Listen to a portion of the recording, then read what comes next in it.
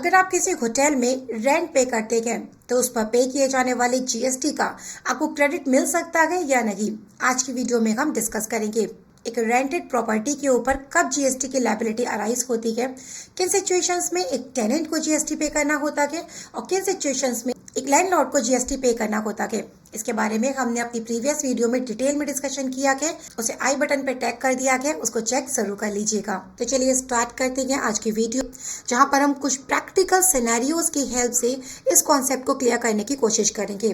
और अगर इस चैनल पे न्यू है तो इसको सब्सक्राइब करना मत भूलिएगा। सो फॉर एग्जाम्पल ये आरती अग्रवाल जो कि नोएडा में एक रजिस्टर्ड प्रोफेशनल है, उनकी एक प्रॉपर्टी है लखनऊ में।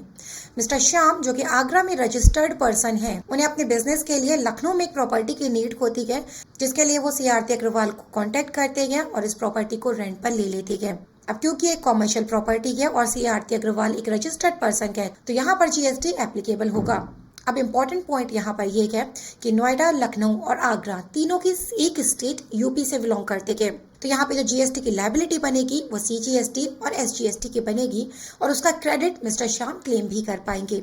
सो फॉर एग्जांपल इस प्रॉपर्टी का रेंट आता है 50,000 रुपीज का, जिसके ऊपर 18% का जीएसटी चार्ज होता है। तो यहाँ पर क्योंकि सीजीएसटी और एसजीएसटी लगना है तो 99% की लायबिलिटी बन जाएगी और अपनी रिटर्न फाइल करते टाइम मिस्टर श्याम इसका आईटीसी क्लेम कर पाएंगे। चलिए अब दूसरे सिनेरियो में सी आरती अग्रवाल जो अगेन नोएडा में रजिस्टर्ड है और मिस्टर श्याम जो अगेन आगरा में रजिस्टर्ड है, इनको एक प्रॉपर्टी की ज़रूरत पड़ती है।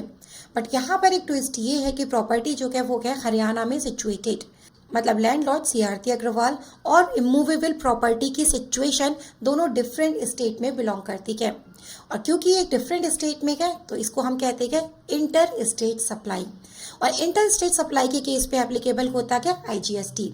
तो अब यहाँ पे जब एक इनवॉइस इशू किया जाएगा तो उस पे 18% का क्या क्लेम होगा, आईजीएसटी। यहाँ पर 9,000 रुपीज का आईजीएसटी चार्ज होगा और उसका आईटीसी भी मिस्टर श्याम क्लेम कर पाएंगे अपनी जीएसटी की रिटर्न को फाइल करते टाइम। अब थर्ड सिचुएशन में सपोज करिए सी आरती अग्रवाल जिनकी एक प्रॉपर्टी सपोज एक होटल है जो कि दिल्ली में सिचुएटेड है।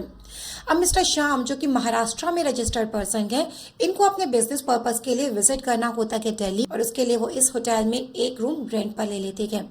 सपोज करिए इस होटल का एक दिन का रेंट बनता है 20,000 रुपीज का। अब यहाँ पर क्योंकि लैंडलॉर्ड और प्रॉपर्टी की सिचुएशन एक ही स्टेट से बिलोंग करती है तो यहाँ पर चार्ज किया जाएगा एसजीएसटी एंड सीजीएसटी। बट क्योंकि मिस्टर श्याम महाराष्ट्र में रजिस्टर्ड हैं और वो जीएसटी पे कर रहे हैं कौन से स्टेट का, दिल्ली का, तो इस कंडीशन में मिस्टर श्याम आईटीसी क्लेम नहीं कर पाएंगे। ऑल्दो ये थोड़ा सा लॉजिकल नहीं लगता है, बट रूल्स यही कहते हैं कि अगर आप जीएसटी पे करते हैं किसी और स्टेट के लिए in the form of CGST और एसजीएसटी, तो वहां पर recipient of services ITC claim नहीं कर सकता है। एज पर यूजीएसटी का ये रूल लॉजिकल है या नहीं है, एक बार कॉमेंट सेक्शन में कॉमेंट करके जरूर बताइएगा। होटल रेंट के ऊपर जीएसटी को कि आपके जो भी डाउट हो वो क्लियर हो चुके होंगे, अगर नहीं हुए हैं तो इसे कमेंट सेक्शन में कमेंट करके जरूर बताइएगा। ऐसे ही कुछ और प्रैक्टिकल वीडियोस के साथ में नेक्स्ट वीडियो में मिलेंगे। तब तक अगर आपने इस चैनल को सब्सक्राइब नहीं किया है तो सब्सक्राइब जरूर कर लीजिएगा और इस वीडियो को लाइक एंड शेयर करना मत भूलिएगा।